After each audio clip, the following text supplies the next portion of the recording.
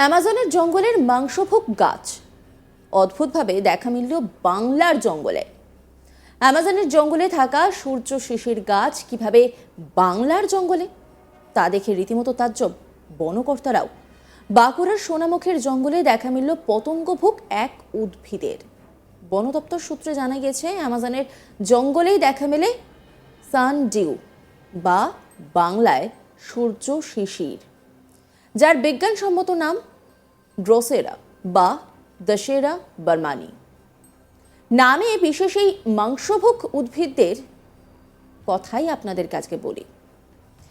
এরা মূলত জঙ্গল ঘেরা স্যাঁতস্যাঁতে জায়গায় জন্মানোর পাশাপাশি কীট পতঙ্গকে ট্যাগ করে, তাদের প্রয়োজনীয় খাবার সংগ্রহ করে।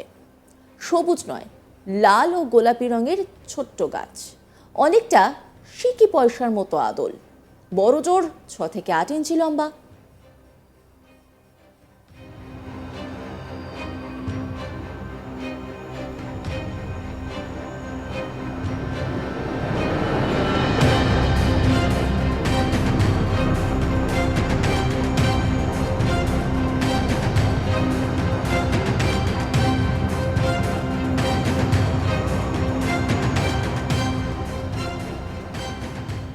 স্থানীয় সূত্রে খবর, গত কয়েকদিন আগে সোনামুখী রেঞ্জের বড় নারায়ণপুর মৌজার গভীর জঙ্গলে এই উদ্ভিদের সন্ধান মেলে। অধ্যাপিকা অর্পিতা ব্যানার্জি তিনি ঠিক কি বলেছেন শোনাব আপনাদের। এটা এক ধরনের পতঙ্গভোগ উদ্ভিদ। উদ্ভিদটি দেখা যাচ্ছে, তার নাম হচ্ছে, বাংলা একে বলে সূর্য শিশির, সায়েন্টিফিক নেম ড্রসেরা। এটা অ্যাকচুয়ালি গাছটা চারিদিকে একটা টেন্টাকেলস মতো, সুরের মতন চারিদিকে থাকে ঘিরে, এবং কোনো যদি ইনসেক্ট, পিঁপড়ে বা যে কোনো পতঙ্গ সেখানে যখনই তার গাছটা উদ্ভিদের সংস্পর্শে আসে, সঙ্গে সঙ্গে এই টেন্টাকেলস গুলো কিন্তু ওই পতঙ্গটাকে ঘিরে বন্ধ হয়ে যায়, এবং ওদের উদ্দেশ্য হচ্ছে মানে শেষ পর্যন্ত ওই পতঙ্গটাকে ডাইজেস্ট করে তারা নাইট্রোজেনাস সাবস্টেন্সটাকে গ্রহণ করে। এখান থেকে একটা জিনিস বোঝা যাচ্ছে যে ড্রসেরা সাধারণত ড্রাই ল্যাটেরাইটিক সয়েলে হয়। এই গাছটি কিন্তু শান্তিনিকেতন বা বীরভূম এই জায়গাতেও তাদের বিস্তৃতি আছে যথেষ্ট পরিমাণে, এবং এটাতে কি হচ্ছে না, যেটা মনে হয় যে ওই মাটিতে হয়তো নাইট্রোজেনাস সাবস্টেন্সের নাইট্রোজেনের মানে কম উপাদানটা কম আছে, যার জন্য কিনা এই পতঙ্গভোগ উদ্ভিদটি জন্মাচ্ছে, এবং সেখান থেকে পতঙ্গকে ট্র্যাপ করে তারা সেখান থেকে নাইট্রোজেনাস সাবস্টেন্সটাকে নিচ্ছে, গ্রহণ করছে আর কি।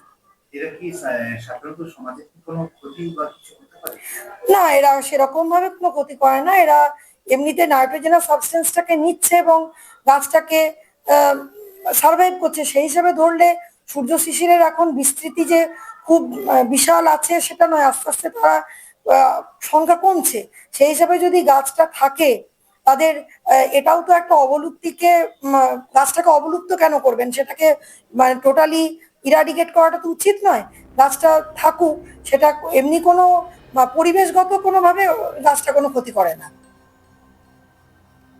জঙ্গলে যাওয়া মানুষজন প্রথমেই বিষয়টি দেখার পরে খবর দেন স্থানীয় বন দপ্তরে। পরে বনাধিকারিকরা ওই জায়গায় পৌঁছে এই উদ্ভিদটিকে শনাক্ত করেন ও রক্ষণাবেক্ষণের ব্যবস্থা করেন।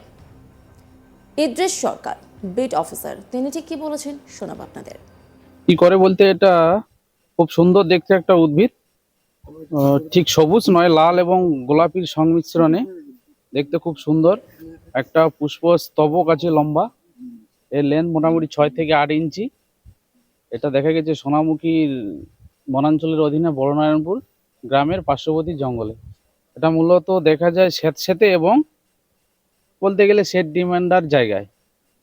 আর লাল নয়, ঠিক লাল নয়, লাল এবং গোলাপি রঙের এটা দেখতে। পোকা যখন এর উপর পড়বে, কোনো পোকা, এর পুরো গায়ে কিন্তু আটার মতো দেখবে, পোকাটা আর উঠতে পারবে না। একটু ভালো করে লক্ষ্য করলে দেখতে পাবেন পোকা এর ভিতরে ঢুকে আছে কালো রঙের। এই খাবার বলতে কীট পতঙ্গই, কীট পতঙ্গকে খেয়ে শুষে নেয়। আর একটা সুন্দর ফুল দিয়েছে দেখতে পাচ্ছেন, ফুলটাও বেশ ভালো লাগছে দেখতে। মূলত কোন কোন দেশে দেখা যায় এটা? এটা গবেষকদের মতে এটা দেখা গেছে দক্ষিণ আমেরিকায় অ্যামাজনের জঙ্গলে, আর ইদানিং কালে বাংলাদেশেও এটা দেখা গেছে দিনাজপুর জেলায়।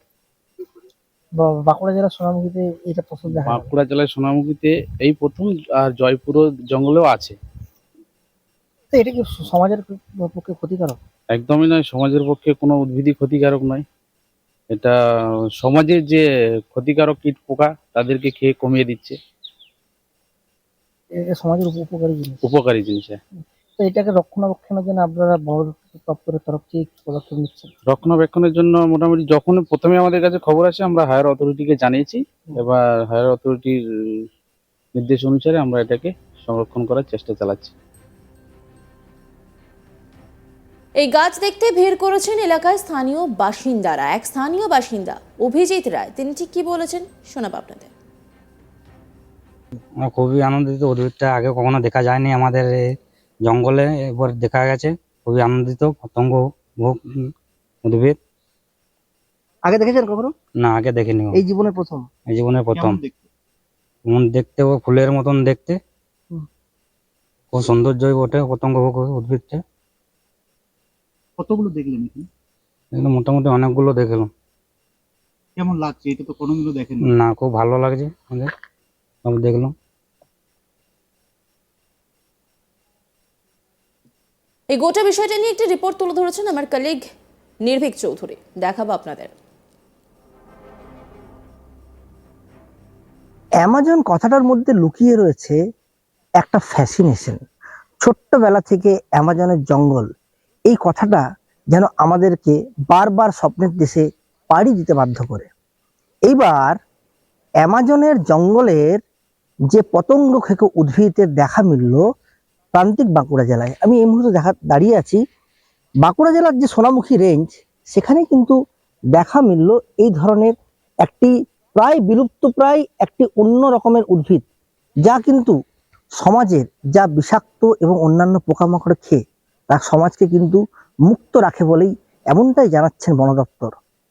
সমাজের মুক্তাঞ্চল, যেখানে আমাদের বিভিন্ন যে প্রান্তিক গ্রাম বাংলার মাঠ রয়েছে, ঘাট রয়েছে, সেখানে কিন্তু বিভিন্ন ধরনের যে বিষাক্ত পোকামাকড় তা কিন্তু রীতিমতোই স্বাভাবিক জনজীবনকে অনেক ক্ষেত্রে ব্যাহত করে।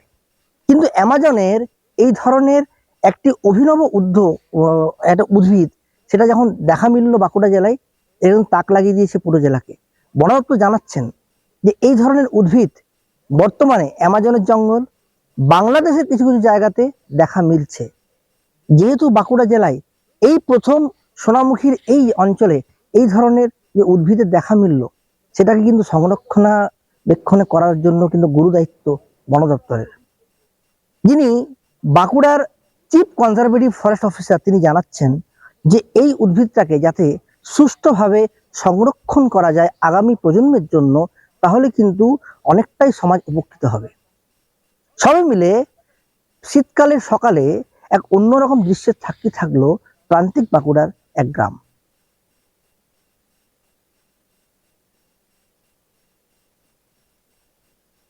নজর রাখুন আজ তাক বাংলার ইউটিউব স্ট্রিমিংয়ে।